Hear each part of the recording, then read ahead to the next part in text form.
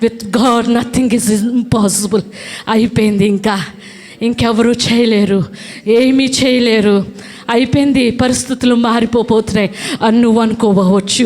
నా జీవితం అటు నుంచి ఇటు అయిపోయిందని నువ్వు అనుకుని పోవచ్చు. ఓ ఇంకా అయిపోయింది, చాలా దూరం ప్రయాణించాల్సి వస్తుంది అని నువ్వు అనుకోవచ్చు. Oh God is here right now dear sister. He want to change your every situation in your life today. Hallelujah, hallelujah. Rishikudarababa, ribaba rishikudarababa. Hallelujah. అయిపోయింది, పిల్లల భవిష్యత్తు ఇంక చెప్పలేమని నువ్వు అనుకోవచ్చు. వాళ్ళు ఎలా ఉంటారో అని అయిపోయిన తర్వాత అనుకోవచ్చు. కానీ దాన్ని ముగించేవాడు, ఆయన తీసుకెళ్ళేవాడు ఆయనే. హల్లెలూయా, హల్లెలూయా. నేను ధైర్యపరచడానికి, నేను బలపరచడానికి, మరొకసారి నేను ఉజ్జీవపరచడానికి, నేను బాగు చేయడానికి, మరొకసారి నిన్ను కట్టడానికి ఆయనకి ఇష్టమై ఉన్నది. హల్లెలూయా, హల్లెలూయా. అయిపోయింది, ఇంకా నా భర్త ఇంకా ఎలా చేయరా నువ్వు అనుకోవచ్చు. నా బిడ్డలు ఇంకా ఎలా పెంచాలా, క్రీస్తుని ఎలా పరిచయం చేయాలా, ఇంతవరకు నేను అయిపోయాను, నా బిడ్డలనైనా నేను యేసయ్యలో పెంచాలని నువ్వు అనుకోవచ్చు. ఆయనకి అప్పచెప్పది, ఆయనలో బ్రతుకు. నువ్వు కూడా నీ బిడ్డలను కూడా ఆయనలో పెంచుకోవడానికి ఇష్టపడుతున్నాడు. హల్లెలూయా, హల్లెలూయా. రిషికుందర్రా బాబా రిబాబా రిషికుందర్రా బాబా రిషికుందర్రాబా రిషికుందర్రా బాబా. హల్లెలూయా. ఆయన ఇక్కడ ఉన్నారు ప్రభా, ఆయన ఇక్కడ ఉన్నారు మన మధ్యన. ఆయనని ప్రతి కన్నీటిని త్రోడడానికి, బలహీనమైన నిన్ను బలపరచడానికి, కృంగి ఉన్న నిన్ను లేవనెత్తడానికి ఆయనకి ఇష్టమైనది. యేసయ్యా మీకు వందనాలు. హల్లెలూయా. యేసయ్యా మీకు వందనాలు. పరిశుద్ధుడా మీకు వందనాలు. ఈ సమయంలో ప్రభువా మా ఆరాధన మీ సన్నిధికి చేరి ఉన్నదని, నిత్యముగా మీ దీవెనలు మా మీదకు వచ్చి ఉన్నాయని మేము నమ్ముచున్నాము ప్రభువా. నాయనా, స్వచ్ఛమైన ఆరాధన, ప్యూర్ వర్షిప్ మేము మీకు ఇచ్చినామా, మేము నమ్ముచున్నాం, మేము సమర్పించినా మేము నమ్ముచున్నాం. మెండైన మీ కృపలు, మెండైన మీ దీవెనలు, మెండైన మీ ఆశీర్వాదములు మా మీదకి దిగి వచ్చినాయి అని మేము నమ్ముచున్నాము ప్రభువా. మా జీవితములు నాయన ఈ గడి రాకముందు ఎలాగున్నాయో నాయన ఈ గడి అయిన తర్వాత అలాగుండు అని నాయన మేము నమ్ముచున్నాము ప్రభువా. మా జీవితాలు, మా పరిస్థితులు మారబోతున్నాయని మేము నమ్ముచున్నాము ప్రభువా. మీ కొందనాలు, స్తోత్రాలు ప్రభువా. మీ కృపను, మీ ఆశీర్వాదమును మా మీద ఉంచమని వేడుకొంచున్నాం. నీ సేవకురాల్ని మీరు నడిపించి బలమైన వర్తమానాన్ని మరొకసారి మీరు నాయన మా మధ్యన ప్రసాదించి నాయన ఉజ్జీవపరచమని, సంఘాన్ని అంతా ఉజ్జీవపరచమని నాయన మహిమ, ఘనత, ప్రభావాలు మీకే చెల్లిస్తూ నజరేయుడగు యేసుక్రీస్తు నామములో అడిగి వేడుకొంచున్నాను తండ్రి. Amen, amen, amen. Praise Lord. కీర్తనల గ్రంథము 40వ అధ్యాయము.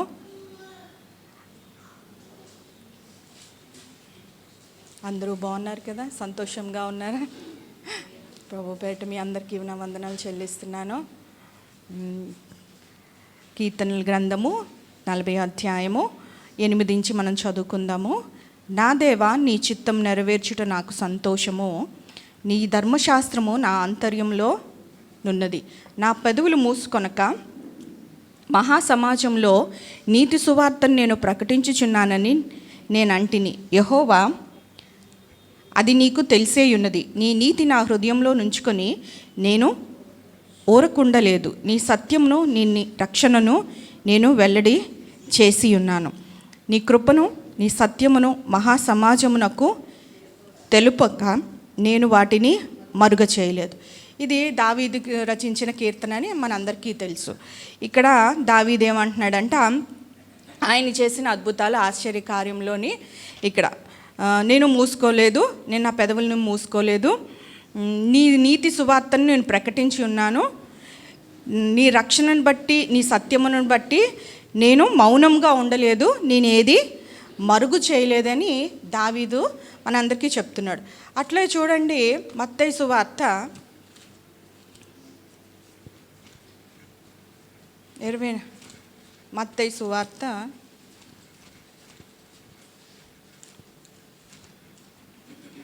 28వ అధ్యాయము 19. కాబట్టి మీరు వెళ్ళి సమస్త జనులను శిష్యులుగా చేయండి, తండ్రి యొక్క చదవండి అక్క.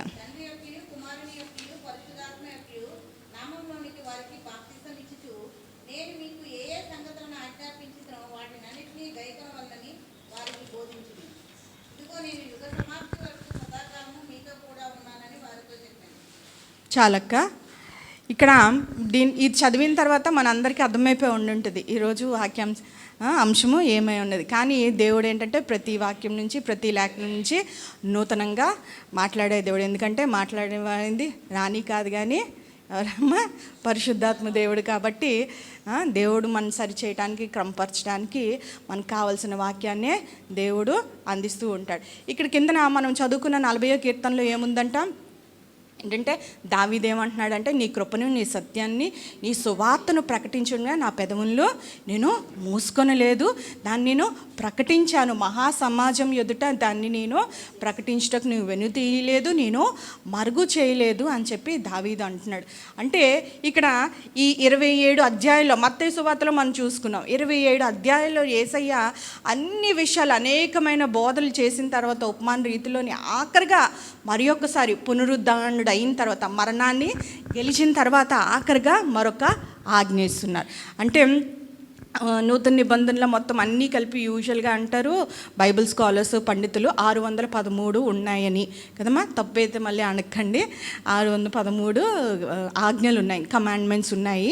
అది ఇచ్చిన తర్వాత కూడా ఆఖరిగా ఆయన ఇవ్వాల్సిన అవసరం ఏముంది అని అంటే, వాటన్నిటికీ మించిని దీన్ని ఏమంటూ ఉంటారంట, మహా ఆజ్ఞ, ద గ్రేట్ కమాండ్మెంట్. అంటే ఈ దినాన్న ప్రతి విశ్వాసి కూడా దీన్ని తెలుసుకుంటా, అంటే ఏంటంటే దాన్ని విని, దాన్ని చర్చించుకొని, దాన్ని విడిచిపెట్టి వెళ్ళిపోవాల్సింది కాదు. కానీ ప్రతి విశ్వాసి దాన్ని తక్షణంగా మరి తిరుగు లేకుండా ఏంటంటే దానికి లోబడాల్సిన ఆజ్ఞ అని చెప్పి. అంటే వీళ్ళకని కాదు, వాళ్ళకని కానీ, సంఘంలో ప్రత్యేకించి పాస్టర్లకి, లీడర్ని నడిపించే వారికి కానీ, లేదంటే ఇంకెవరికో సువార్థికులు కానీ, అటువంటి వారికి అని ఏంటంటే తేడాలు భేదాలు లేకుండా, ఎవరికమ్మా మీరు ఇక్కడ ఏమనుందంట, మీరు వెళ్ళి, ఎవరమ్మా, అందరూ సమస్త జనులను శిష్యులుగా, నేను మీకైతే ఏదైతే బోధించానో, మీకు ఏదైతే చెప్పానో ఆ విషయాలందరినీ చెప్పమని యేసయ్య చెప్తున్నారు. స్త్రీలంటే మీ అందరికీ ఎన్నోసార్లు విన్నారు కదా, పురుషుల కన్నా ఎక్కువ మాట్లాడతామని, 14,000 మాట్లాడతారంట రోజుకే కదా. అందులోని ఈ సువార్త అంటే ఏంటంటే దేవుని వార్త కదా. God story is called gospel కదా. ఈ గుడ్ న్యూస్ని చెప్పడానికి ఏంటంటే ఒక్కసారి కూడా ఏంటంటే చాలాసార్లు, అనేక మార్లు మనం వెనుకంజ వేస్తూనే ఉంటాం. అసలు దీన్ని అదొకటి ఉంది, మనం చేయాల్సింది, ప్రతి విశ్వాసికి, ప్రతి క్రైస్తవుడికి చేయవలసిన ప్రధానమైన ఆజ్ఞ, కర్తవ్యము ఏంటంటే సువార్త ప్రకటించవలసి ఉంది. అనేకమని చేస్తుంటాం, ప్రార్థన చేస్తాం, బైబిల్ చదువుతూ ఉంటాం, ఉపవాసిస్తాం, సంఘానికి వస్తూ ఉంటాం, ఇస్తూ ఉంటాం, కానుకలు ఇస్తూ ఉంటాం. అన్నీ చేసినప్పటికీ కూడా దేవుడు ఒక విషయంలో మనల్ని నిలదీస్తాడు. ఎక్కడ ఓడిపోతూ ఉంటాం, ఎక్కడ మనం వెనకంజ వేస్తూ ఉంటాం, ఎక్కడ మనం మర్చిపోతూ ఉంటాం అంటే సువార్త ప్రకటించే విషయంలోని ఇంచుమించుగా సంఘం అంతా కూడాను ఏమవుతూ ఉంటామమ్మా, మనము తప్పిపోతూనే ఉంటాం. సువార్త ప్రకటించిన సంఘము, భక్తుడు అంటూ ఉంటాడు, అది మృత సంఘం. ఆ church that does not spread gospel is a dead church. అంటే దేవుడు మనసు ఏమైనదో, దేవుని హృదయం ఏమైనదో కదా. ఆయన ఎందుకు ఈ లోకానికి వచ్చాడమ్మా, మొదటిగా ఆయన పేరేమైనది, ఆయన పేరే రక్షకుడు. ఆయన ఈ లోకానికి ఎందుకు వచ్చాడంటే నశించిన దాన్ని వెతికి రక్షించుకుంటకు ఆయన ఈ లోకానికి వచ్చి ఉన్నాడు. మనం రక్షించబడింది దేనికి అంటే, మన పని అయిపోయిన తర్వాత మన పరలోకానికి వెళ్ళిపోతాం. ఎందుకంటే నరకాన్ని నుంచి తప్పించడానికి, మన పాపాలు క్షమించడానికి యేసయ్య వచ్చాడు, సిలువలో మరణించాడు అని చెప్పి మనకి ఆ విశ్వాసం, నిరీక్షణ ఉంది. అయిపోయింది, అంతటితో ముగింపు అయిపోయింది అని అనుకోవడానికి లేదు. కానీ దేవుడికి మనకు తెలుసు కదా, అంతటితో అయిపోయింది, మనం ఇంకా జీవించే అవసరం లేదని అనుకున్నప్పుడు రక్షణ వచ్చేసిన తర్వాత వెంటనే మనం ప్రాణం తీసేసుకోవచ్చు. మనకు ఆయుష్ ఇచ్చి, పొడిగించి, కుటుంబాన్ని ఇచ్చి, క్షేమాన్ని ఇచ్చి ఈ లోకంలో మన ఎందుకు ఇంకా మన సజీవ లెక్కలో ఉంచాడంటే దేవునికి నీవు నేను అవసరమై ఉన్నది కదా. ఎప్పుడు మెడికల్ కాలేజ్లో శవపరీక్ష చేస్తూ ఉంటారు కదమ్మా, ఒక మాట ఉంటుంటే దాని బోర్డులో యూజువల్గా ఏమేమి విన్నానంటే శవపరీక్ష చేసిన డాక్టర్కి కన్విప్ చేయడానికి న్యాయవంతంగా ఎందుకు ఈ మరణం అయ్యింది అని చెప్పడానికంటే I cannot speak, you speak on behalf of me అంటే ఏంటంటే నేను మాట్లాడలేను, శవం మాట్లాడలేదు కాబట్టి దీనికి సత్యం ఏమై ఉన్నదో రుజువులు ఆధారాలతోని నువ్వు చెప్తేనే, నువ్వు కరెక్ట్గా ఇన్ఫర్మేషన్ ఇస్తేనే, నువ్వు రిపోర్ట్ ఇస్తేనే అది లోకానికి తెలియబడుతుంది. ఇప్పుడు యేసయ్య సిలువలో అంటే మరణించిన తర్వాత సమాప్తమై ఉన్నది అని చెప్పి ఆయన ముగించేశారు. ఆయన ఒక మిషనరీగా వచ్చారు, ఈ లోకానికి వచ్చారు, చేయాల్సిందంతా చేశారు, విమోచన కార్యాన్ని ఈ లోకమంతటి కొరకు చేసిన తర్వాత సమాప్తమైందని చెప్పి చివరిగా ఏంటంటే ఆయన బాధ్యతను, ఆయన భారాన్ని ఈ లోకంని మనల్ని, నిన్ను నన్ను నమ్మి ఏం చేస్తారంటే మనల్ని ఏర్పరచుకున్న తర్వాత, రక్షణ ఇచ్చిన తర్వాత ఆ బాధ్యతను, ఎందుకంటే ఆ సువార్త భారాన్ని మనం కొనసాగించడానికి, మనం ఉప్పుగా వెలుగుగా ఉండటానికి ఆ బాధ్యత. చాలాసార్లు ఏం చేస్తూ ఉంటామంటే ఎక్కడ విఫలమైపోతూ ఉంటాం, అని అన్నీ చేయటానికి ప్రయాసపడుతూనే ఉంటాం, అన్ని కార్యాలు సరిచేసుకుంటూనే ఉంటాం. కానీ సువార్త ప్రకటించే విషయంలోని పర్సనల్గా కానీ నా వ్యక్తిగతంగా కానీ ఎక్కడైతే ఓడిపోతూ ఉంటామంటే చాలాసార్లు సువార్త ప్రకటించే విషయంలోనే మనము ఓడిపోతూనే ఉంటాం. అనేకమైన చెడ్డ వార్తలు చెప్పడానికి చాలామంది చూడండి, ఏదైనా చెడ్డ మాటలు చెప్పడానికి, లేని మాటలు అవి ప్రకటించడానికి ఎంతో ఆసక్తి కలిగి ఉంటారు, ఎంతో ఏంటంటే త్వరపడుతూ ఉంటారు. కానీ ఈ మంచి వార్తను, సువార్తను, వారిని విమోచించేది, వారి మరణం నుంచి జీవంలోకి నడిపించేది, చీకటి నుంచి వెలుగులోకి నడిపించే వార్తను చెప్పడానికి చాలాసార్లు సంకోచిస్తూ ఉంటాం. చాలాసార్లు ఆ ఉపమానంలో ఉంటుంది కదా, తప్పిపోయిన ఇద్దరు కుమారులు కదా, ఏంటంటే చిన్న కుమారుడు దుర్వ్యాపం చేశాడంటే తండ్రి దగ్గర నుంచి ఆస్తి అంతా తీసుకుని వెళ్ళిపోయి దుర్వ్యాపం చేశాడు. ఆ తర్వాత మళ్ళీ బుద్ధి వచ్చినప్పుడు తండ్రి దగ్గరికి వస్తూ ఉంటాడు.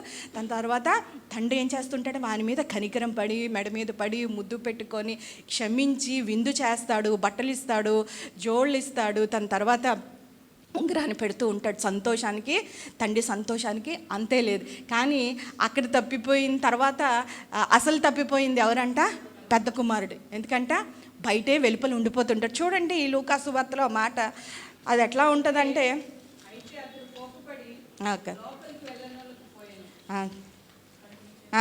చెప్పండి, చదవండి.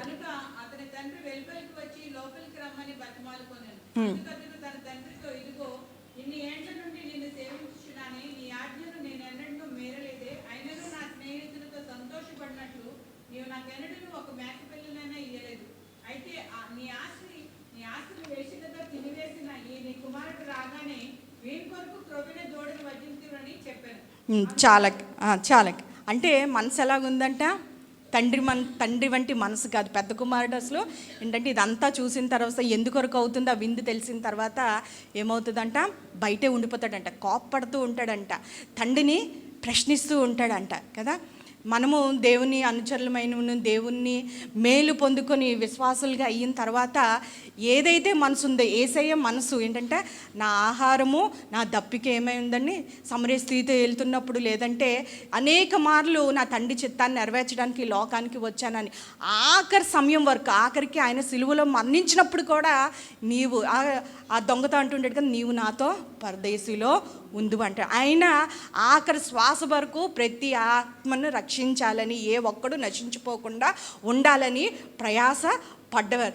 అటువంటి రీతిగా ఆయన పిల్లలమైన మనము ఏం చేస్తుంటే ఈ రోజుల్లోని చాలామంది వెలుపట ఉండిపోయిన, అంటే పెద్ద కుమారుని మనసే సంఘంలోనే ఉంటుంది. నేను నా కుటుంబము ఏంటంటే రక్షించబడ్డు ఉన్నాం కదా, మేము పరలోకంలో ఉంటాం కదా అని చాలాసార్లు మనం తృప్తిపరుచుకుంటూ మనము ముందుకు వెళ్ళిపోతాం. అంటే వారి కొరకు ఏంటంటే చింత లేకుండా, భారం లేకుండా, అనేక మంది లోకంలో వారు నశించిపోతున్నప్పుడు వారి కొరకు ఆలోచన కూడా చేయలేకుండా ఏంటంటే అట్లాగా జీవితాలు అది ఒక తప్పు అని కాదు.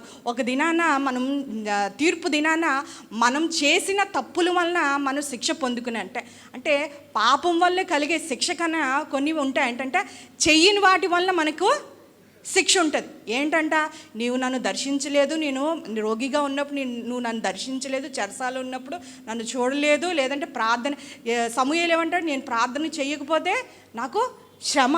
ఇప్పుడు నువ్వు ప్రకటించకపోతే పౌలు ఏమంటున్నాడు, నాకు శ్రమ. చెయ్యని వాటికే మనం తీర్పులోకి, శిక్షలోకి వెళ్ళే పరిస్థితి ఉంది కదా. చూడండి బయట బిడ్డలు లేకపోతే పిల్లలు లేని వారు ఏంటంటే అది ఒక శాపమని కదా. ఇప్పటికీ కూడా కొంచెం తక్కువ చూపే చూస్తుంటారు. ఇంత ఆధునికంగా మనం ప్రపంచంలో మనం ముందుకు వెళ్ళిపోతున్నా కూడా బిడ్డలు లేని వారిని అట్లా కొంతమంది చూస్తున్నప్పటికీ కూడా అట్లాంటిది మనము ఆత్మీయ స్థితిలోని గొడ్డుతనంగా ఉన్నట్లయితే, ఆత్మీయంగా పిల్లలు కనలేని వారం అయి ఉన్నప్పుడైతే మన జీవితాల్లో ఏంటంటే అంతకన్నా దయనీయమైన పరిస్థితి ఏముంది. అదే పెద్ద కుమారుడి మనసు తండ్రికి ఏంటని చేస్తాడు, తండ్రి ఈ కుమారుడు తప్పిపోయి దొరికాను, మరణించి బ్రతికేను కదా, ఈ నా సంతోషంలో నీవు ఇది సంతోషించడం ఇది యుక్తమే. అటువంటి మనస్సు కదా, అటువంటి హృదయం, ఆయన ఆకలి తీర్చే వారంగా ఉండాలి కదా. యేసయ్య హృదయాన్ని, యేసయ్య మనసుని, యేసయ్య ఆకలిని మనకు తెలియకుండా ఈ లోకంలోని మనము పైనున్న వాటిని వెతకకుండా మన పనుల్లోని, మన అనుదిన పరిచర్యలోని, మన బాధ్యతల్లోని మనం ముందుకు వెళ్ళిపోతున్నట్లయితే ఖచ్చితంగా మనం ఆత్మీయ స్థితిలో చల్లారిపోయిన స్థితిలో ఉన్నట్లే, ఆత్మీయ స్థితిలో వెనుకబడిపోయిన వారంగానే కదా. పెద్ద కుమారుడి వలె మనము తండ్రి మనసు లేనివారు. తండ్రి ఏం చేస్తున్నాడంటే సంతోషిస్తున్నాడు, ఆనందిస్తున్నాడు, విందు చేస్తున్నాడు, నువ్వు కూడా వచ్చి అంట దాని విలువ, ఆ ఒక ఆత్మ విలువ మనకు తెలిసినట్లయితే మనము ప్రకటించే వారంగా ఉంటాం. ఒక ఆత్మ ఏంటంటే చూడండి, ధనవంతులు ఒకసారి నేను చెప్పాను, ఒక ధనవంతుడు పరలోకానికి వెళ్ళిన తర్వాత పెద్ద ఏంటంటే విందు జరుగుతుందంట, మిగతా వాళ్ళకి లేదా అంటే కాదు, ధనవంతుడు ఏంటంటే పరలోకానికి రావడం కష్టం అంట. అట్లాగే ఒక పాపి మారు మనసు పొంది రక్షణ పొందితే అది అధికమైన సంతోషం దేవుడికి, అటువంటిది విలువైంది. మనం కూడా ఈ దినాల్లోని సువార్త ప్రకటించే విషయంలో భారం లేని వారంగా కాకుండా, చింత లేని వారంగా కాకుండా దేని కొరకు ప్రయాసపడాలి. దేవుడు మనకి ఏదైతే అప్పచెప్పి ఉన్నాడో, ఏదైతే ప్రథమ కర్తవ్యం ఉందట. కొన్ని స్టాటిస్టిక్స్ ఏం చెప్తూ ఉంటాయంట, సువార్త ఒక 2% మాత్రమే కదమ్మా, ఒక 2% మాత్రమే సువార్త పరిచర్య చేసేవారు నిమగ్నమై ఉంటారు. వారికి మాత్రమే ఆ ఆలోచన, ఆ స్పృహ కలిగి వారు జీవిస్తూనే ఉంటూ ఉంటారు. అందుకే చాలామంది మన సువార్త సభలు ఏంటంటే రక్షించిన వారినే రక్షిస్తూ ఉంటాం కదా, బలపరిచిన వారినే మళ్ళీ వారికే సువార్త వెళ్తుందంటే, విన్నవారికే మళ్ళీ వెళ్తూ ఉంటుంది, ఆదరింపబడిన వారికే మళ్ళీ వెళ్తుంటుంది, బలపరచబడిన వారికే మళ్ళీ బలపరచబడి, నిర్లక్ష్యపరచబడిన వారు ఏంటంటే విన్నవారు ఇంకా వినని వారిగానే ఉండిపోతూనే ఉంటారు చాలామందికి కదా.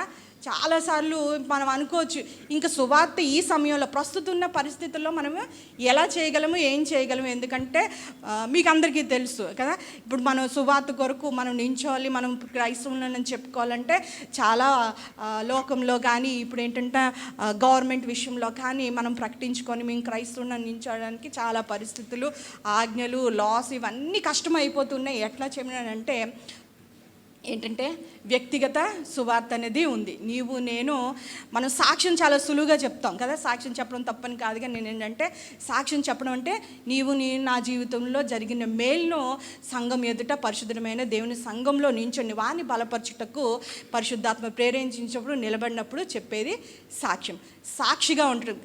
ఇక్కడ ఏమన్నాడంటే యేసయ్య, మీరు సమరయ యూదయ ప్రాంతం బూదిగంతముల వరకు వెళ్ళి మీరు నా సాక్షులుగా ఉండాలంట కదా. హతసాక్షి అవ్వడం చాలా సులువు అంట.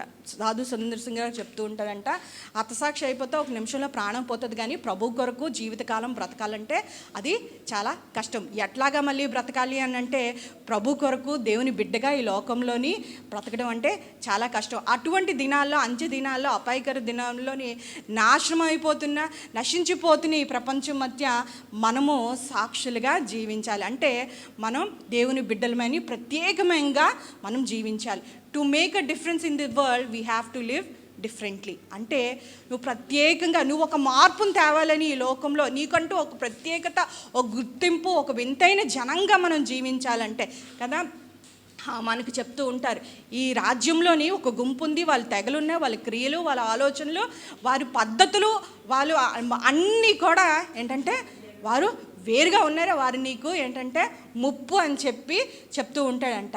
అట్లాగే ఒక వింతంగా ఉండాలంటే, ఈ లోకంలో మార్పు తెచ్చే వారంగా ఉండాలంటే, దేవుణ్ణి మహిమపరిచే మన క్రియలను బట్టి, మన మాటలు బట్టి పరమందున్న దేవుణ్ణి ఆయన మహిమపరిచేలాగా మనం సాక్షిగా బ్రతకాలి ఈ లోకంలో. అంటే వ్యక్తిగత చూడండి, పెద్ద పెద్ద క్రూసైడ్స్ పెట్టి, పెద్ద పెద్ద బహిరంగ సభలను పెట్టి, లేదంటే కరపత్రాలతో సువార్త ఎట్లాగ వెళ్తూ ఉంటుంది. అనేకమైన మాధ్యమాలు ఏంటంటే బహిరంగంగా మనం సువార్త ప్రకటించవచ్చు. లేదంటే మనం 25th 23rd క్రిస్మస్ సీజన్లో మనం చేస్తూ ఉంటాం కదా, ఆ గాస్పెల్ అట్లా చేస్తారు. లేదంటే కరపత్రాలు పంచిపెడుతూ ఉంటాం, టీవీల ద్వారా, రేడియోల ద్వారా సువార్త ప్రకటింపబడుతుంది.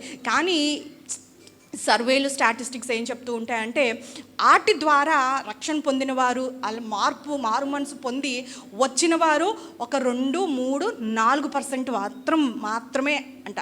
ఎంతమంది అమ్మా? ఇంత డబ్బులు పెట్టి, ఇంత సదుపాయాలు చేసి, ఇంత మనుషుల్ని దగ్గరికి చేర్చి, ఒక తాటి మీద నడిపించి, అంత ప్రయాసం అంతా ఉంటుంది కదా, మీ అందరికీ తెలుసు కదా, ఎట్లా చేసామో, క్రిస్మస్ మీటింగ్స్ ఎట్లా చేసామో వర్షాల్లో, అవన్నీ మీకు అందరికీ చాలామందికి తెలుసు కదా. అంతా కూడా ఎట్లాగెళ్తుందంటే సువార్త ఇంచుమించుగా ఒక 2, ఒక 3%.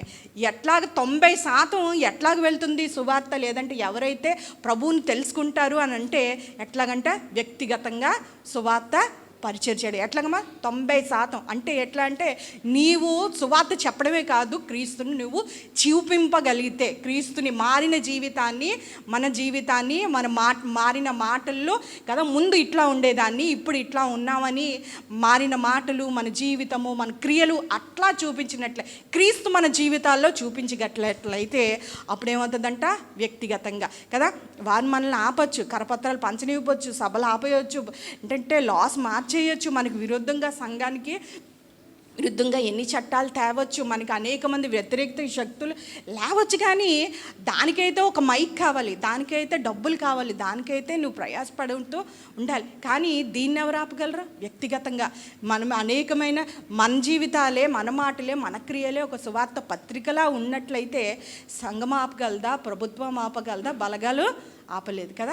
90% సువార్త అట్లాగే వెళ్ళిందంట. చూడండి, డిఎల్ మూడీ గారికి ఎట్లాగ వెళ్ళిందంటే, ఎవరు పరిచయం చేశారు దేవుణ్ణి అంట? ఒక సండే స్కూల్ టీచర్ అంట కదమ్మా. ఆ సండే స్కూల్ టీచర్ ద్వారా దేవుని వాక్యాన్ని విన్నాడు, ప్రభు చేత ఆకర్షించబడ్డాడు, యవన కాలంలో వచ్చాడు, అనేక మందిని ప్రభులోని రక్షించబడి ఉన్నాడు. అట్లాగే చాలామంది జీవితాల్లో జార్జ్ మిల్లర్కి ఏంటంట ఒక స్నేహితుడు చెప్పాడంట కదా, సువార్త సభలకు వెళ్ళి అనేక మంది మారు మనసు పొందొచ్చు, చేయొచ్చు. నేను ఒక మీటింగ్లోని నేను మారు మనసు పొందాను. అట్లా కాదు, కానీ 1-to-1 వ్యక్తిగతంగా ఎవరో చెప్పడం వల్ల, ఎవరో ప్రేరేపించడం వల్ల, ఎవరో ప్రభు వద్దకు నడిపించడం వల్ల. పాల్ హ్యాంగి చో గారికి ఇప్పటికీ ఏం చెప్తారంటే, అమ్మాయి, చిన్న పాప పేరు తెలియదు కానీ ఒక అమ్మాయి వలన నేను దేవుని సువార్తను విన్నాను, నేను మారు మనసు పొందాను. అనేకమైన సంఘాలు కలిగిన, పెద్ద పెద్ద సంఘాలు అనేకమైన ప్రేయర్ సెల్స్ కలిగిన ప్రపంచంలో అతిపెద్ద సంఘం. మొన్న ఆయన ప్రభునందు ఈ మధ్యకాలంలో నిద్రించారు కదా, ఆయన ఏం చెప్తూ ఉంటారంటే ఒక చిన్న పాప కదా. అట్లాగా వ్యక్తిగతమైన సువార్త ద్వారా మనం అనేక మందిని అది ఎవరు ఆపగలరు? ఎవరు ఆపలే. మన పెదవులను ఎవరైనా ముయ్యగలరా? నువ్వు మాట్లాడదని ఎవరైనా చెప్పగలరా? మన జీవితాన్ని ఆపగలరా? మనం జీవించాల్సింది ఎట్లా ఉండాలంటే, ఇది ఏంటంటే డెమోక్రటిక్ కంట్రీ, తెలుగులో ఏమంటారో నాకు తెలియదుగా, ప్రజా సంస్కృత దేశం కదా. వీ హ్యావ్ ఎవ్రీ రైట్ కదా, మనకి ప్రతి విధమైన ఏంటంటే హక్కు ఉంది. మనం ఎట్లాగన్నా అట్లా జీవించాల్సిన అవకాశం ఉన్నప్పుడు మనం ఎట్లా జీవించాలి? ప్రభు కొరకు మాత్రమే జీవించాలి. అనేక మందికి ఏంటంటే ప్రభు చూపించే రీతిలోనే మనము చూపించాలి. ఏంటి మన పరిధి అని అంటే, చాలాసార్లు వినే ఉంటాను, చాలాసార్లు చెప్పే ఉంటాను, ఏంటంటే మన కుటుంబంలో కదమ్మా, కుటుంబంలో ఎన్నోసార్లు ఏమైంది, మనకి ఇంకా రక్షణ లేని వారు మన కుటుంబంలో ఉంటూ ఉంటారు. అనేక మంది లేరా, నా కుటుంబంలో నాకు అనేక సార్లు నేను ఎక్కడైతే ఓడిపోతాను, ప్రభు దగ్గర నేను తీర్పులోకి వెళ్తానని అనుకుంటే ఇన్ని సంవత్సరాలు అయిపోయింది, నా కుటుంబస్తుల్లోని నా రక్త సంబంధులే బోల్డ్ మంది. ఎంతమంది అమ్మా? బోల్డ్ మంది రక్షణ లేని ప్రార్థన చేయట్లేదా వారి కొరకు? లేదంటే వారి కొరకు నేను ఇంకా విజ్ఞాపన చేయట్లేదా, అంగలార్చట్లేదా అని చెప్పి చాలాసార్లు నేను ఫెయిల్ అయిపోయినా ప్రార్థనలో, వాళ్ళని జయించుకోలేకపోయినా అని బాధ ఎన్నో మార్లు మనకి ఉంటూనే, నాకైతే ప్రత్యేకంగా ఉంటుంది. చాలాసార్లు అట్టి రీతిగానే ఉంటాం, చాలాసార్లు మౌనంగా ఉండిపోతూ ఉంటాం, చాలాసార్లు సిగ్గు బిడియము అని అనుకుంటాం. ఈ సువార్త చెప్పడానికి చాలాసార్లు ఆటంకంగా ఏముండిపోద్దని అంటే, మనం ఏమనుకుంటాం, ఇప్పుడు సువార్త కొరకు వెళ్ళి చెప్పాలంటే ఈ బైబిల్ అంతటి మీద పట్టు రావాలి, ఇందులో వచనాలు తెలియాలి, 66 పుస్తకాలు కావాలని కాదు కదా. నిన్ను ఎట్లా వారిని ప్రభు కొరకు చెప్పాలంటే ఏంటంటే మన జీవితంలో ఇప్పుడు నా కొరకు నా జీవితంలోని ఏం చేసి నేను రక్షణలోకి వచ్చానంటే అది నేను చెప్పగలిగా. నీ జీవితంలో చేసిన మేలు వారికి ఏంటంటే ప్రభు కొరకు పెద్ద పెద్ద మాటలు చెప్పవసరం లేదు. ఇలాగ వచ్చాడు, ఏం చేశాడు అని మన వాక్చాతుర్యం లేకపోయినా, చదువు లేకపోయినా, ఎవరైతే కదా ఎక్కడ అంటే మన కుటుంబాల్లో, మన బంధువుల మధ్య, ఉద్యోగ స్థలంలో, వ్యాపార స్థలంలో కదా, ఇవన్నీ పరిస్థితులు మనం ఎక్కడైతే రోజువారీ ఎక్కడికి వెళ్ళాలి, బూదిగంతముల వరకు వెళ్ళమనంటే ఎక్కడంట బూదిగంతలు అంటే ఎవరైతే నీకు దగ్గరగా ఉన్నారో, ప్రభువుకి దూరంగా ఉన్నారో కదా. ప్రతి విశ్వాసి మిషన్ ఫీల్డ్ ఏంటంటే ముందు మన కుటుంబం, మన చుట్టుపక్కల ఉన్నవారు, మన కుటుంబస్తులు, రక్త సంబంధులు, వాళ్ళే ఒక ఏంటంటే మనం వారినే ముందు మనము ఏంటంటే వారిని పట్టుకోవాలి. వారి కొరకే మనం ముందు ప్రార్థన చేయాలి. ఆ స్థలాలు అన్నిట్లోని కూడా మనం ప్రభువుని చూపించాలి అని అంటే చాలాసార్లు ఈ బైబిల్ రాదు కదా అని అనుకోవడానికి అట్లా నెపములు సాకులు ఏం అవసరం లేదు. మన సాక్ష్యాన్ని సింపుల్గా వాళ్ళకి అర్థమయ్యేటట్లు సులభంగా క్రిస్టల్ క్లియర్గా మన సాక్ష్యాన్ని నువ్వు పంచుకున్నట్లయితే అదే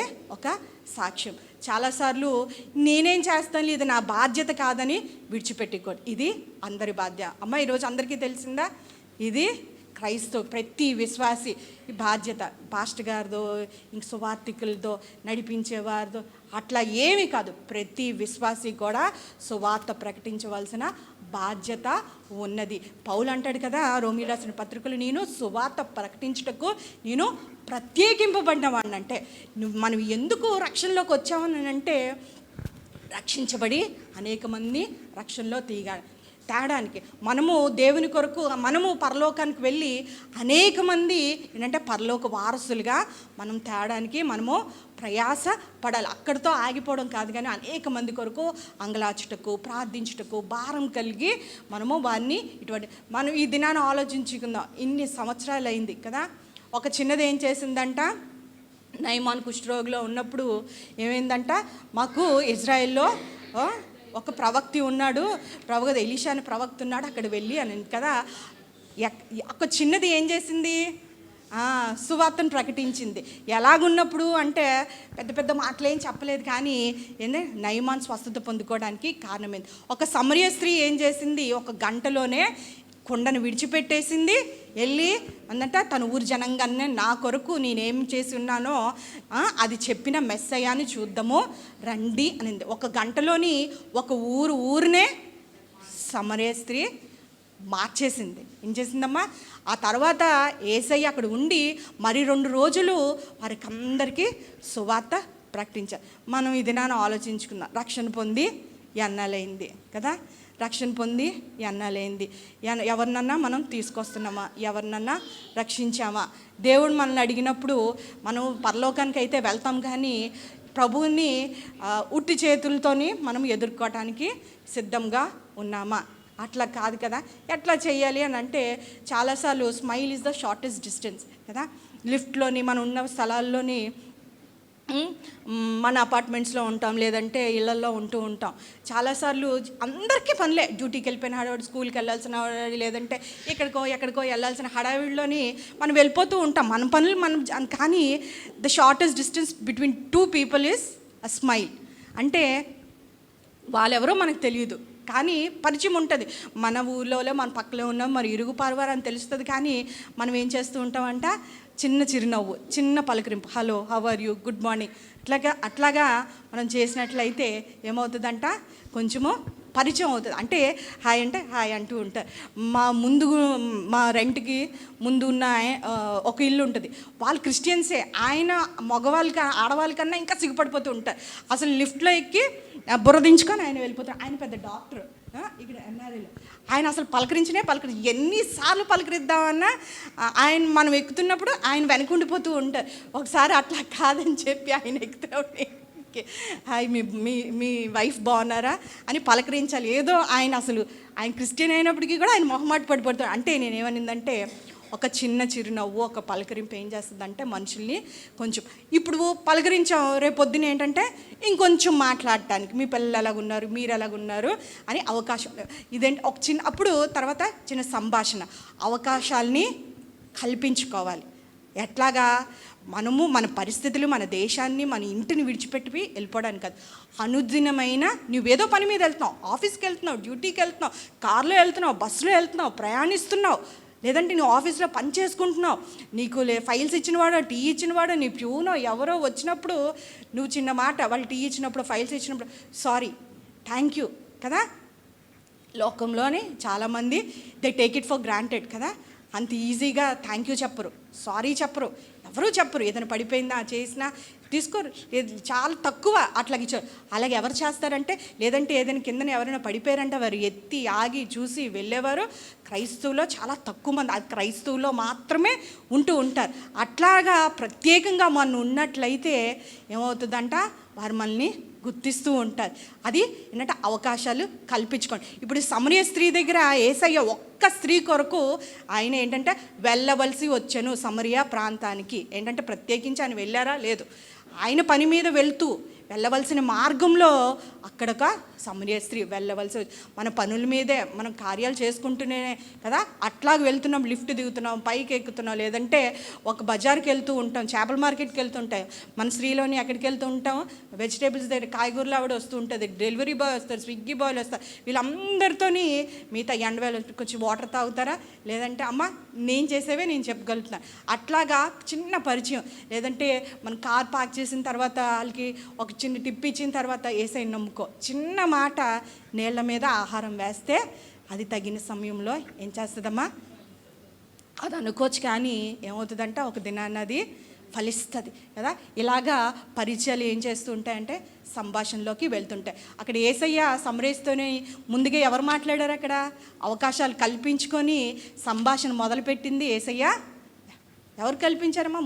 మొదటిగా ఏంటంటే ఆశ కలిగి స్పృహలో ఉంటే కదా ఈవిని ఏ విధంగానో రక్షించాలని చెప్పి యేసయ్య ప్రణాళికతో, ఉద్దేశంతో మండుటెండలోని ఎక్కడికెళ్ళి ఒకే ఒక్క స్త్రీ, ఎందుకంటే షీఈస్ పొటెన్షియల్ ఆఫ్ ఒక విలేజ్ని అంతా రక్షించగలే సామర్థ్యము ఆ ఒక్క స్త్రీకి ఉంది. అవునమ్మా?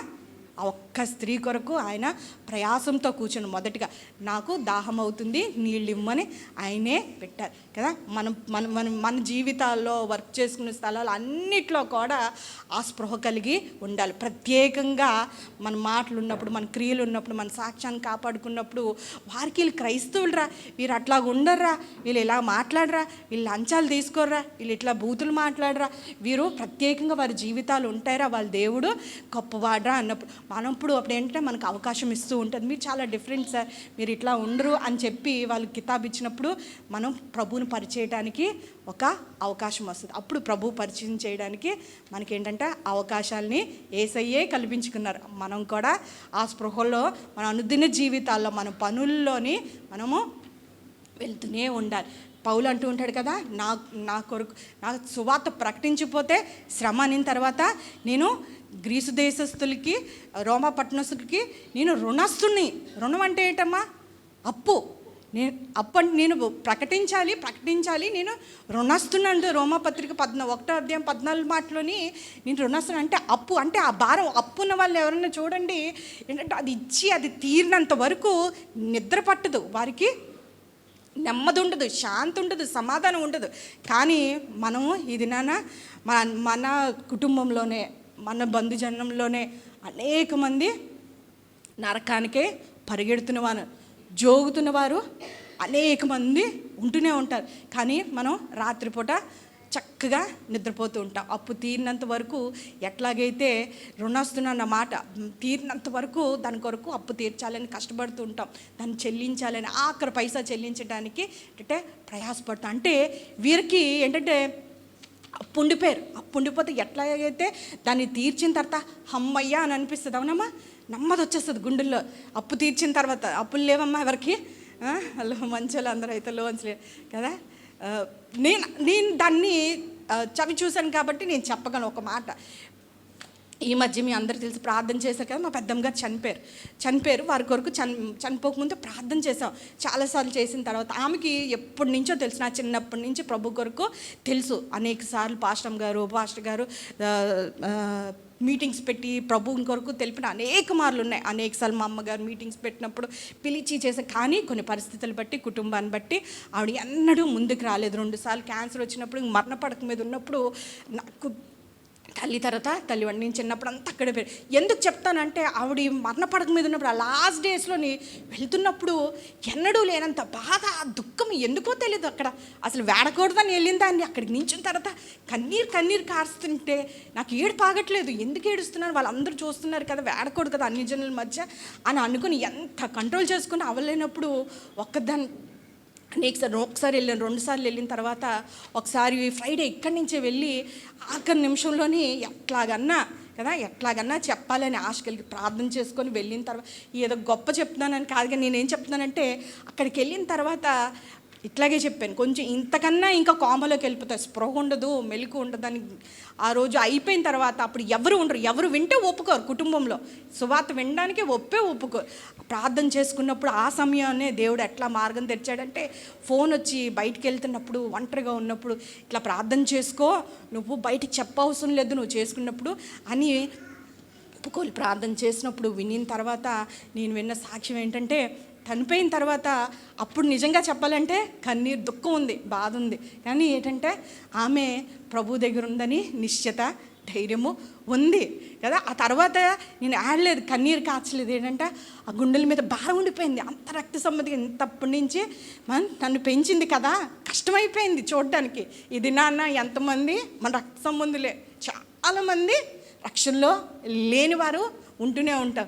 ప్రార్థన చేస్తున్నామా, అనేక మంది కొరకు విజ్ఞాపన చేస్తున్నామా, అంగలారుస్తున్నామా, దేవుడిచ్చిన బాధ్యతను అనేక మార్లు కదా. ఈ లోకంలోని నిరీక్షణ లేకుండా, దేవుడు తెలియకుండా ఏంటంటే అజ్ఞానంతో, మూర్ఖత్వంతో, మూఢనమ్మకాలతోని ఏమవుతుందంటే అనేక మంది జనాలు వెతకని చోటన దేవుడిని వెతుకుతూ నశించిపోతున్నారు. They are finding God in the wrong places. ఢిల్లీలో సంవత్సరంలోని 2019 అనుకుంటా, ఒక 11 మంది ఉమ్మడి కుటుంబము, చదువుకున్నవారు, ధనవంతులు కదా, మంచి ఉద్యోగాలు ఉన్నవారు, వాళ్ళందరూ సూసైడ్ చేసుకొని, వాళ్ళు రాసిన సూసైడ్ నోట్ ఏంటంటే, ఇది మేము ఎందుకు చేస్తున్నామంటే మేము సూసైడ్ చేసుకోవట్లేదు కానీ మోక్షాన్ని పొందుకుంటామని మేము నమ్ముతున్నాం కాబట్టి మేము ఇట్లా చేస్తాం. ఎక్కడమ్మా 11 మంది చిన్నపిల్లలు, పెద్దలు, చదువుకున్న, ఎంత మూర్ఖత్వం ఏంటంటే ఈ లోక సంబంధమైన దేవత వారి కళ్ళుకు గ్రుడ్డుతనం కలిగజేసింది కదమ్మా. లోకంలో అనేక మంది, ఇది ఒక్కటి కాదు, అనేక మంది ఏం చేస్తున్నారంటే వెతకని చోట కదా ప్రభువుకి. మీరు చెప్పిన మాట, ఈ ఇథియోపియా నపుంసకుడు ఏమంటూ ఉంటాడంటే, ఎవరైనా ప్రకటించిన ఎడ్ల విల్ గెట్ టు నో. మీరు ప్రకటించకపోతే, మీరు మాట్లాడకపోతే, మనం మౌనంగా ఉన్నట్లయితే, మన పెదవులు మూసుకున్నట్లయితే ఎట్లాగా వారికి తెలుస్తుంది. చూడండి 10వ అధ్యాయము రోమీల పత్రిక, ఇక్కడ ఏముంటుందంటే,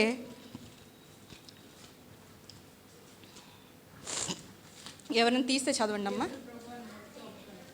కాదక్క 10వ అధ్యాయము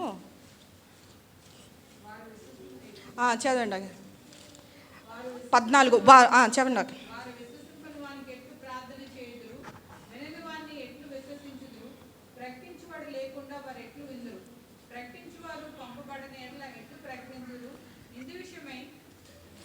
చదవండి అక్క.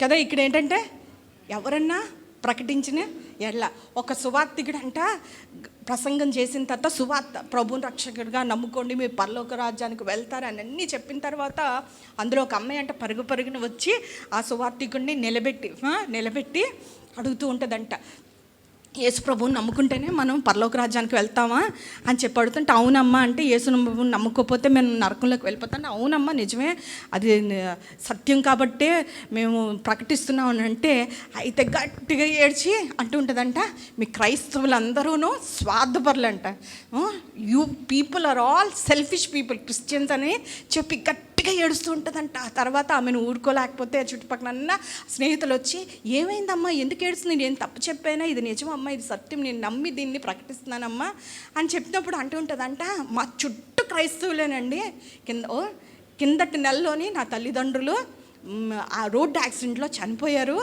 ఏ ఒక్క క్రైస్తవుడు కూడా చెప్పలేదండి పరలోకానికి వెళ్ళాలని అని చెప్పి అని అనిందంట. ఏమమ్మా సాక్ష్యం ఏంటి? నిజంగా జరిగిందట. ఏంటంటే ఏ ఒక్క క్రైస్తవులు కూడా పరలోకానికి వెళ్ళాలి యేసుప్రభుని నమ్ముకుంటేనేని, రేపు దినాన నిన్ను నన్ను మనతో టీ తాగిన వారే, మన ప్రాంతంలో ఉన్నవారే, లేదంటే మన కుటుంబస్తులే, రక్త సంబంధులే, మన పని చేస్తున్న వారే, అరే ఇంత మాట్లాడేవే, రోజు మాట్లాడుతున్నావే, రోజు కలుస్తున్నావే కదా, మన నిలదీసినట్లయితే మనం దేవుని సన్నిధిలో తల ఎత్తుకోవాల్సి వస్తుంది. తీర్పులోకి మనం వెళ్ళాలి. దానికి మనం సిద్ధంగా ఉన్నామా లేదంటే కదా, నరకంలోకి వెళ్ళిపోయిన తర్వాత ఆ ధనవంతుడికి కళ్ళు తెరుచుకొని ఏమంటూ ఉంటాడంట, సహోదరులు ఉన్నారు వెళ్ళి చెప్పాలి. అక్కడ కళ్ళు తెరుచుకున్నాయంట. కానీ ఈ లోకంలోని ఏంటంటే ఏదో చల్తాహే వెళ్ళిపోతుంది కదా, మనం రక్షించబడ్డాం కదా అని అనుకుంటూ ముందుకు వెళ్ళిపోతున్నాం. ఇది నాన్న ప్రణాళికలు వేయాలి ప్రార్థనాపూర్వకంగా. అనేక మంది కొరకు సంఘం వెలుపట అనేక మంది నశించిపోతున్నారు. దేవుడు లేక, నిరీక్షణ లేక నశించిపోతున్నప్పుడు మన జీవితాలు ఎట్లాగున్నాయి?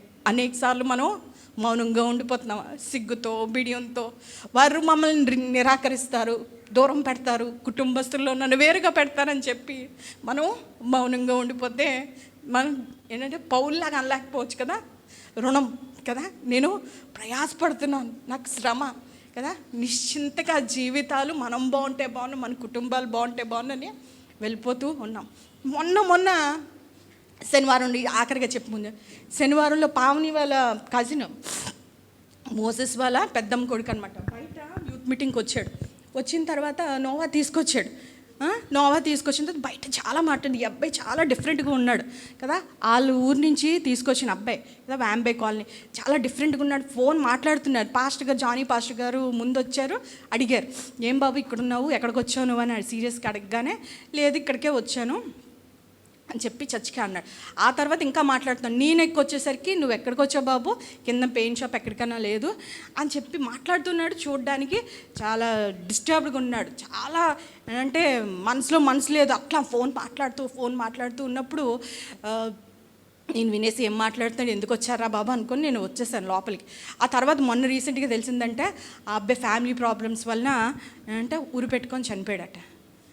అప్పుడు నాకు తెలిసింది, అరే ఒక్క మాట నేను చెప్పలేదే.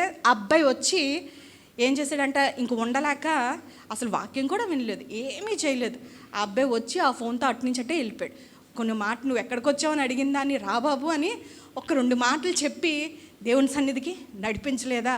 2 ఆదరణ మాటలు విన్నుంటాడంటే అది విన్న దగ్గర నుంచి ఇంకా ఆవిడ అనిపించింది, అనేక మార్లు ఓడిపోతూనే ఉన్నాను, మళ్ళీ ఓడిపోయాను, అవకాశం వచ్చినప్పటికీ కూడా అని చెప్పి. యవ్వనస్తుడు, నోవా వయసే ఉంటుంది, బహుశా 20 ఏళ్ళు.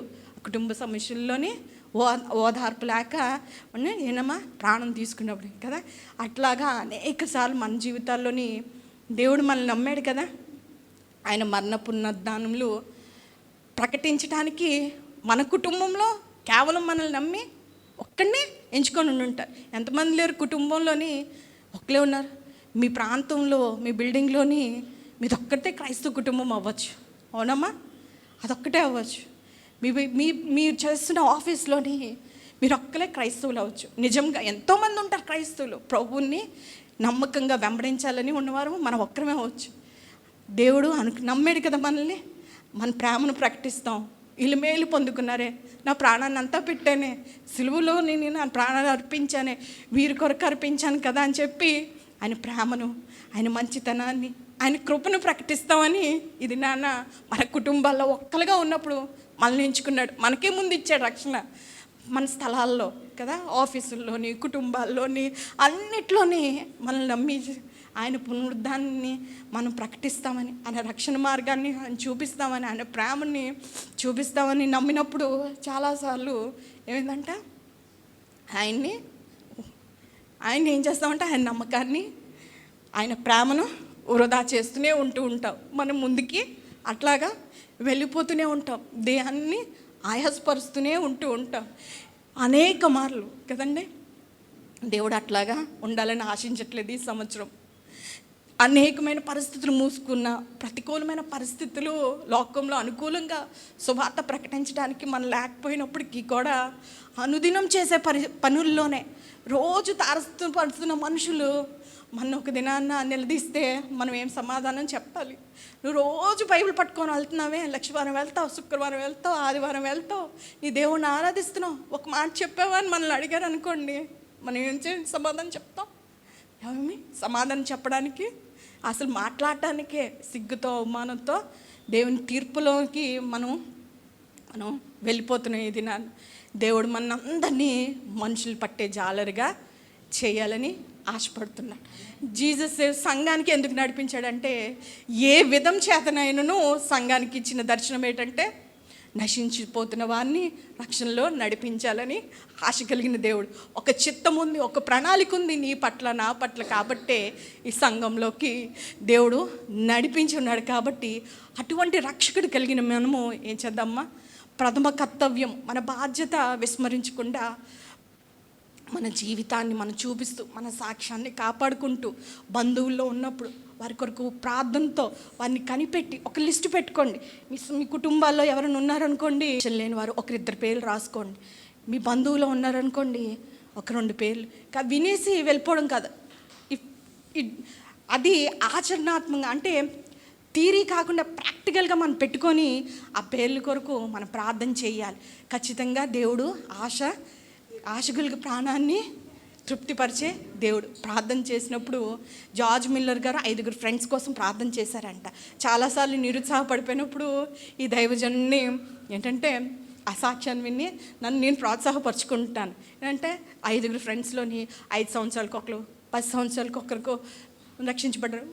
ఇంకా 2-3 తర్వాత అయితే ఇంకొక స్నేహితుడు ఆయన మరణించిన తర్వాత రక్షణలోకి వచ్చాడు.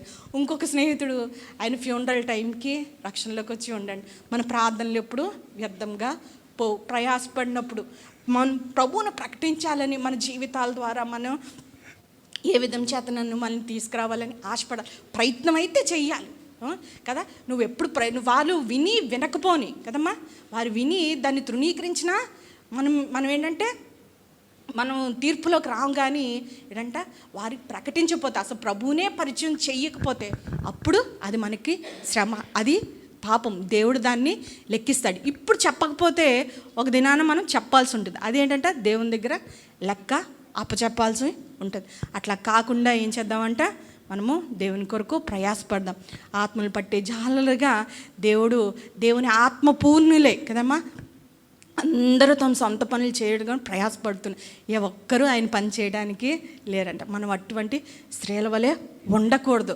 అనేక మందిని మనం మీట్ అవుతూనే ఉంటాం. అన్ని పరిస్థితుల్లో కూడా మనకున్న పరిధిలోని ప్రభువుని కనపరచలాగిన మన జీవితాల ద్వారా కనపరిచే విధంగా అనేక మందిని రక్షించే వారంగా మనము ఉండాలి. ఎందుకంటే వచ్చువాడు ఆలస్యం చేయకుండా వస్తున్నాడు.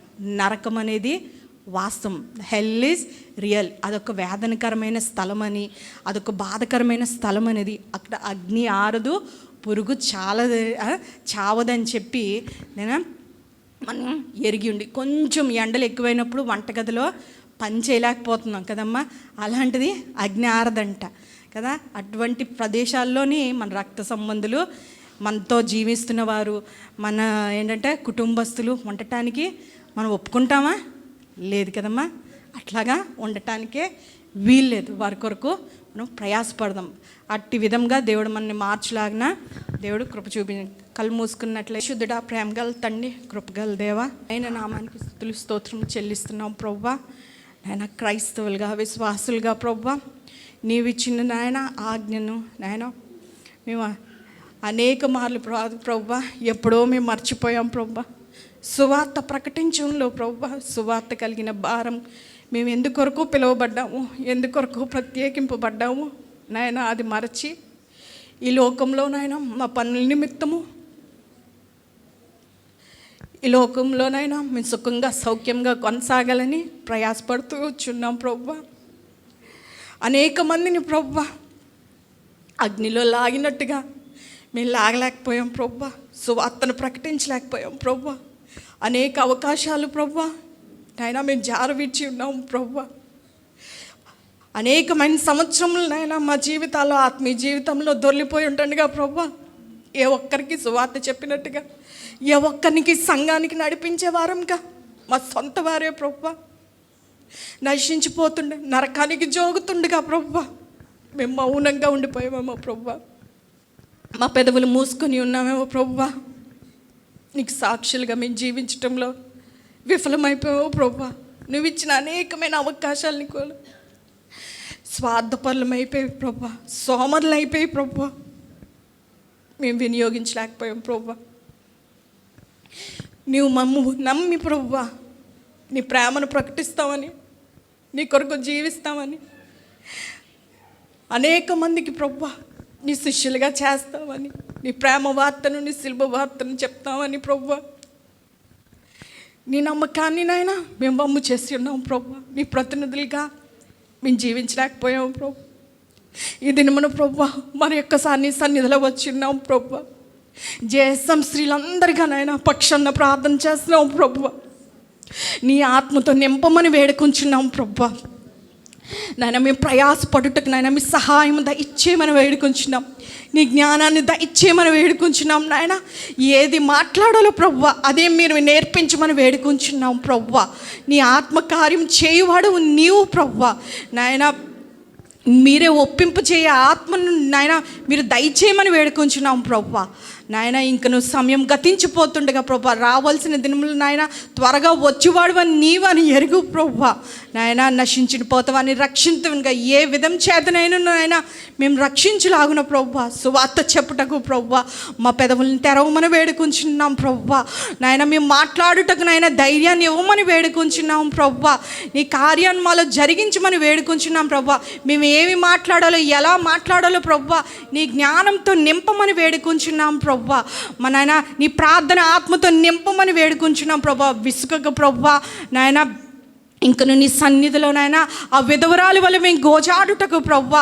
నాయన మా బంధువుల్ని, మా రక్త సంబంధుల్ని ప్రభా నాయన సంఘంలో వెలుపుట అనేక మంది ఉంటుండగా ప్రభా నాయన మేము సువార్త ప్రకటించుటకు నాయన మా జీవితాలు మార్చుకొని ప్రభా సిలువను చూపించే విధంగా యథార్థంగా నమ్మకంగా నాయన మా జీవితాలు ఒక పత్రికలా ఉంటుటకు నాయన మీ కార్యం జరిగించమని వేడుకుంటున్నాం నాయన. మెట్టుకు ప్రభా నాయన స్త్రీలందరినీ ప్రభా నాయన ఆత్మలు పట్టే వారంగా నాయన మమ్మల్ని రేపమని వేడుకుంటున్నాం నాయన. నీ కార్యం చేసే వారంగా మమ్మల్ని మరొక్కసారి పురుకొల్పమని వేడుకుంటున్నాం. మరొక్కసారి మమ్మల్ని నాయన ప్రోత్సాహపరచమని వేడుకుంటున్నాం ప్రభా. అనేక మంది కొరకు నాయన గోజాడుటకు అంగలార్చుటకు ప్రభా విసుగుగా నాయన ఇంకను నీ సన్నిధిలో నాయన కనిపెట్టులాగున ప్రభా మీ సహాయము దయచేయమని వేడుకుంటున్నాం ప్రభా. ఇది మనం వచ్చిన ప్రతి స్త్రీని నాయన మీరు దర్శించమని వేడుకుంటున్నాం. మీరు దీవించి ఆశీర్వదించమని వేడుకుంటున్నాం నాయన. ప్రతి అనారోగ్యాన్ని మీరు ముట్టమని వేడుకుంటున్నాం నాయన. ప్రతి పరిస్థితి నుంచి విడిపించమని వేడుకుంటున్నాం నాయన. ప్రయాసంతో వచ్చి ఉండగా ప్రభా నిండైన నీ మేళ్లతో ఉపకారములతో నాయన సంతోషంతో తిరిగి వెళ్ళులాగిన నాయన మీరే దీవించి ఆశీర్వదించి ప్రభా మీరే మహిమ